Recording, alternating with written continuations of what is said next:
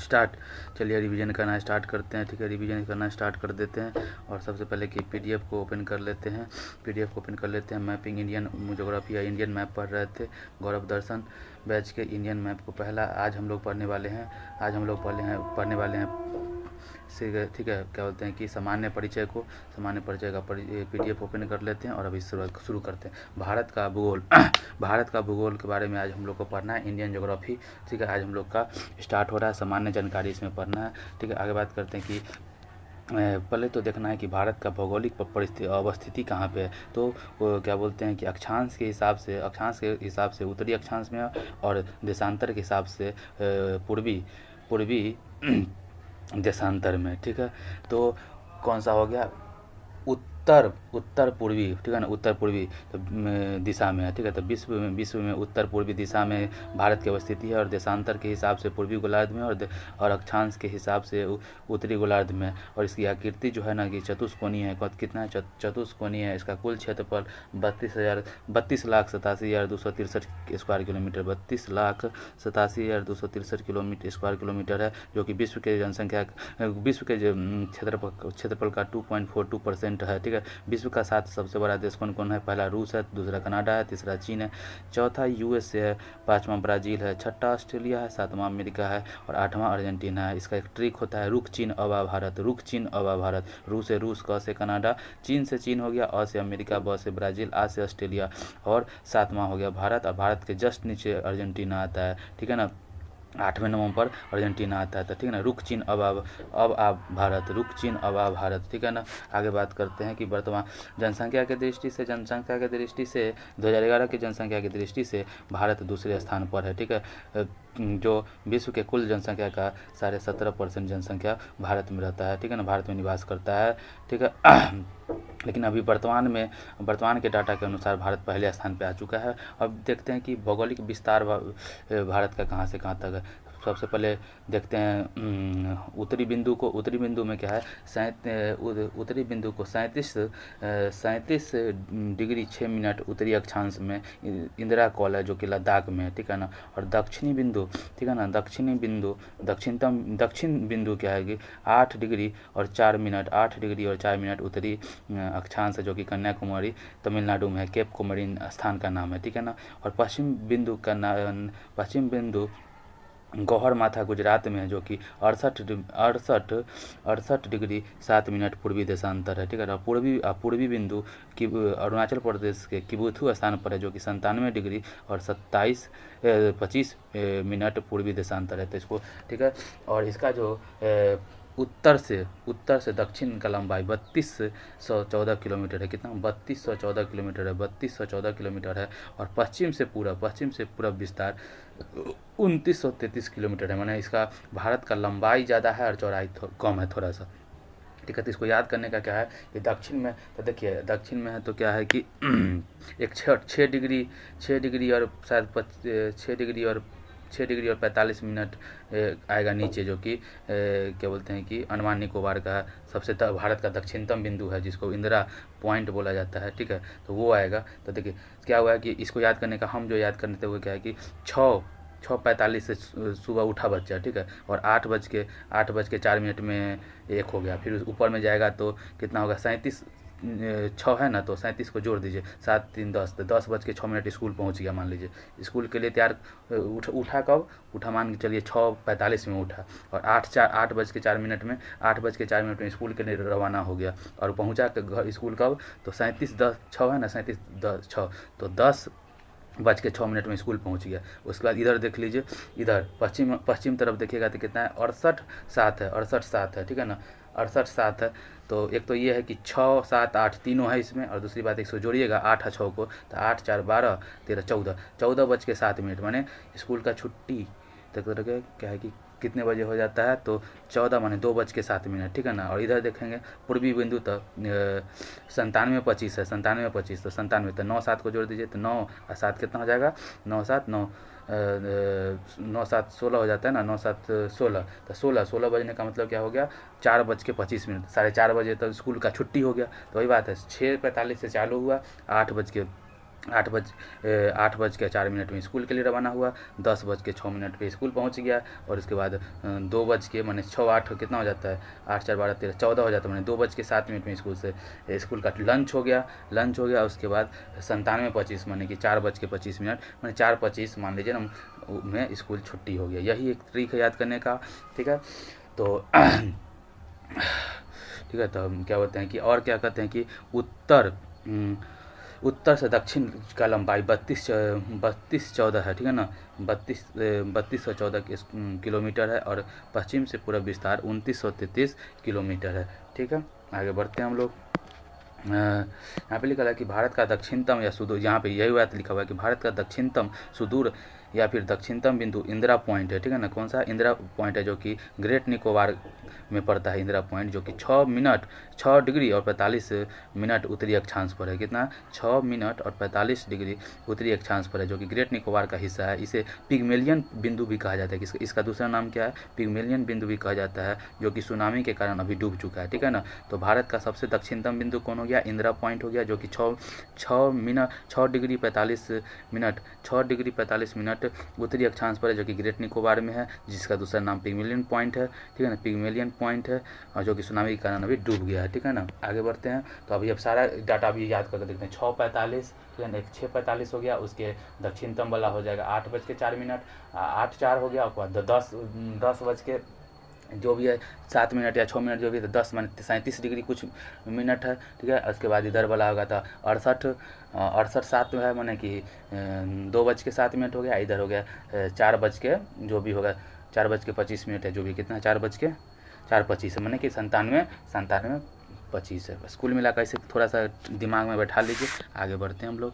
भारत के पूरब और पश्चिम, ठीक है ना, और टोटल लंबाई कितना होगा, तो 3214, ठीक है ना। टोटल लंबाई माने उत्तर से दक्षिण में 3214 किलोमीटर है, और उसके बाद कितना है 2933 है ना, 2933 देखें, हाँ 2933 किलोमीटर है और 3214। इतना ध्यान रख लीजिए कि लंबा ज़्यादा है भारत और चौड़ा कम है, ठीक है ना, चौड़ा कम है, थोड़ा सा चौड़ा कम है, 2933 किलोमीटर चौड़ा है, जबकि लंबाई 3214 किलोमीटर है, ठीक है। आगे बात करते हैं, ठीक है। भारत के पूरब और पश्चिम बिंदु के मध्य लगभग 30 डिग्री देशांतर का अंतराल है, ठीक है ना। भारत के पूरब और पश्चिम के मध्य लगभग 30 मिनट देशांतर का अंतराल है, क्योंकि 1 डिग्री देशांतर को पार करने में 4 मिनट का समय लगता है, अतः 30 डिग्री को पार करने में लगभग 2 घंटा का समय लगेगा। इसीलिए क्या होता है कि सूर्योदय और सूर्यास्त में पूरब और पश्चिम में 2 घंटा का अंतराल होता है, ठीक है ना। आगे बात करते हैं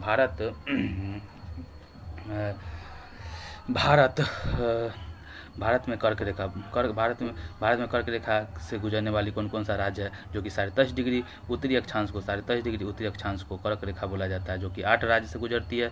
पश्चिम से पूर्व के क्रम में देख लेते हैं, तो पहले गुजरात हो गया, गुजरात के बाद राजस्थान, उसके बाद मध्य प्रदेश, उसके बाद मध्य प्रदेश से टूटा हुआ है छत्तीसगढ़, फिर बिहार से टूटा हुआ है झारखंड, तो झारखंड हो गया, फिर पश्चिम बंगाल हो जाएगा, फिर त्रिपुरा, फिर मिजोरम, ठीक है ना। तो 8 राज्य जो पश्चिम से पूर्व की क्रम में अगर बात करें, तो सबसे पहले गुजरात के बाद राजस्थान, उसके बाद मध्य प्रदेश से टूटा है छत्तीसगढ़, तो छत्तीसगढ़ हो गया, बिहार से टूटा है झारखंड, तो झारखंड हो गया, फिर पश्चिम बंगाल, फिर त्रिपुरा, फिर मिजोरम, ठीक है ना। ये मैप में यहाँ ड्रॉ किया हुआ भी है। आगे बढ़ते हैं हम लोग। भारत की मानक समय रेखा क्या होता है, स्टैंडर्ड टाइमलाइन क्या होता है, स्टैंडर्ड टाइमलाइन, ठीक है ना। स्टैंडर्ड टाइमलाइन 82.5 डिग्री पूर्वी देशांतर है, ठीक है ना। भारत का मानक समय रेखा 82.5 डिग्री पूर्वी देशांतर है, जो कि 5 राज्य से गुजरती है। इसका एक ट्रिक है, आंधी में छाता ऊपर उड़ा, ठीक है, आंधी में छाता ऊपर उड़ा, लेकिन ये क्रम में नहीं है, इसलिए सबसे पहले तो हम ध्यान रखेंगे कि यूपी है, उसका मध्य प्रदेश है, यूपी, मध्य प्रदेश, छत्तीसगढ़, उड़ीसा और आंध्र प्रदेश, यूपी, मध्य प्रदेश, छत्तीसगढ़, उड़ीसा और आंध्र प्रदेश, ठीक है ना। तो ऐसे इसका ट्रिक है, आंधी में छाता ऊपर उड़ा, ठीक है। तो आंधी माने आंध्र प्रदेश हो गया, में माने मध्य प्रदेश, छाता माने छत्तीसगढ़, ऊपर माने यूपी और उड़ा माने उड़ीसा, ठीक है ना। तो अगर ऐसे याद, आंधी में छाता उड़ा तो आंध्र प्रदेश, ठीक है ना, आंध्र प्रदेश हो गया, आंधी में माने मध्य प्रदेश हो गया, ठीक है ना, छाता माने छत्तीसगढ़ हो गया, ऊपर माने यूपी और बात हो गया उड़ा माने उड़ीसा, ठीक है ना। ये एक ट्रिक है, या मैप में भी ड्रॉ किया हुआ है। आगे बढ़ते हैं हम लोग। भारत में कर्क रेखा मानक समय रेखा में मध्य प्रदेश में छत्तीसगढ़ 2 राज्य कॉमन है। तो उसमें भी देखिए कैसे कैसे था, राजस्थान गुजरात राजस्थान, मध्य प्रदेश छत्तीसगढ़, ये दोनों आ रहा है। मध्य प्रदेश छत्तीसगढ़, उसके बाद छत्तीसगढ़ झारखंड, पश्चिम बंगाल, त्रिपुरा, मिजोरम। इसमें भी क्या है, ऊपर से चले तो ऊपर से क्या कहते हैं कि ऊपर से चले तो यूपी था, ठीक है ना, यूपी है, मध्य प्रदेश है, छत्तीसगढ़ है, यूपी, मध्य प्रदेश, छत्तीसगढ़ उसका आंध्र प्रदेश, उड़ीसा, ऐसे है ना। तो देखिए इसमें भी मध्य प्रदेश और छत्तीसगढ़ आ रहा है, और उसमें भी मध्य प्रदेश छत्तीसगढ़ आ रहा है। तो स्टैंडर्ड टाइम लाइन में भी मध्य प्रदेश छत्तीसगढ़ कॉमन है, और उधर कर्क रेखा भी मध्य प्रदेश और छत्तीसगढ़ कॉमन है, ठीक है। भारत में वर्तमान में 28 राज्य और 8 केंद्र शासित प्रदेश है। कितना है भारत में वर्तमान में? 28 राज्य और 8 केंद्र शासित प्रदेश है, ठीक है। अब बात करते हैं कि क्षेत्रफल के हिसाब से सबसे अधिकतम न्यूनतम कौन है, जनसंख्या के हिसाब से अधिकतम न्यूनतम कौन है, क्षेत्रफल के हिसाब से मैक्सिमम मिनिमम कौन है, जनसंख्या के हिसाब से मैक्सिमम मिनिमम कौन है। तो देख लेते हैं कि क्षेत्रफल के हिसाब से, क्षेत्रफल माने एरिया के हिसाब से अधिकतम राजस्थान का है, न्यूनतम गोवा का है, सब जानता है। जनसंख्या के हिसाब से अधिकतम यूपी में है, न्यूनतम सिक्किम में है, ठीक है। और क्षेत्रफल के हिसाब से मैक्सिमम लद्दाख में है। क्षेत्रफल के हिसाब से क्षेत्रफल के हिसाब से एक बार हम फिर से बताना चाहेंगे कि राज्य में क्षेत्रफल के हिसाब से अधिकतम राजस्थान का है और मिनिमम गोवा का है। और राज्य में जनसंख्या के हिसाब से अधिकतम यूपी का है, न्यूनतम सिक्किम का है, ठीक है ना। उसी तरीके से केंद्र शासित प्रदेश में क्षेत्रफल के हिसाब से सबसे बड़ा केंद्र शासित प्रदेश लद्दाख है और सबसे छोटा लक्षद्वीप है। और जनसंख्या के हिसाब से केंद्र शासित प्रदेश में सबसे बड़ा दिल्ली है और मिनिमम जो है वो लक्षद्वीप है, ठीक है। आगे बढ़ते हैं हम लोग। अब कुछ नया राज्य जो गठित हुआ है रिसेंट टाइम में, उसको देख लेते हैं। 2000 ईस्वी में 3 राज्य का गठन हुआ। कहते मध्य प्रदेश से छत्तीसगढ़ टूट गया, यूपी से उत्तराखंड टूट गया और बिहार से झारखंड टूट गया। सब 2000 ईस्वी में ही टूटा है। तो एक नवंबर को, एक 9 नवंबर को, एक 15 नवंबर को, ठीक है। मध्य प्रदेश से अलग हुआ है, ये यूपी से अलग हुआ है, बिहार से अलग हुआ है, ठीक है। आगे बात करते हैं 2 जून 2014 को 2 जून 2014 को तेलंगाना भारत का 29वां राज्य बना, आंध्र प्रदेश से अलग होके। तो इसको ये डेट को कैसे याद रखेंगे, 2 जून 2014 को।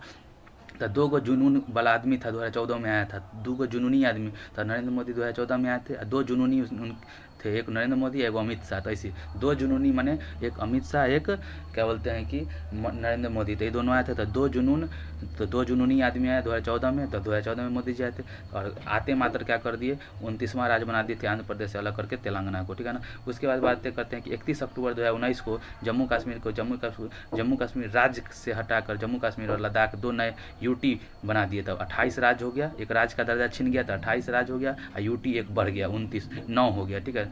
तो देखिए अब देखिए जम्मू कश्मीर का 2 केंद्र शासित प्रदेश में टूटा कब है, 31 अक्टूबर 2019 को है। तो अभी कैसे याद रखेंगे 2019 को, तो 31 को। तो गांधी जी का क्या हुआ, जयंती क्या हुआ 2 अक्टूबर को है, उसी महीना के अंत में 31 अक्टूबर को 2019 में। तो 2019 में CA और ये सब आया था ना, तो भाई उस समय तो कितना कांड हुआ था। तो वही बात है, गांधी जी भी तो बहुत कांड करते थे, सबसे बनाए आंदोलन ये सब। तो उसी तरीके से अब थोड़ा बहुत ट्रिक से दिमाग लगा कर रख लीजिए कि 31 अक्टूबर 2019 माने गांधी जी का जयंती है, उसी के महीना के लास्ट में 31 अक्टूबर को 2019 में माने कि वही CA वगैरह ये सब लागू हुआ था। जम्मू कश्मीर में 370 हटा था, कुछ ऐसा था, जो भी था।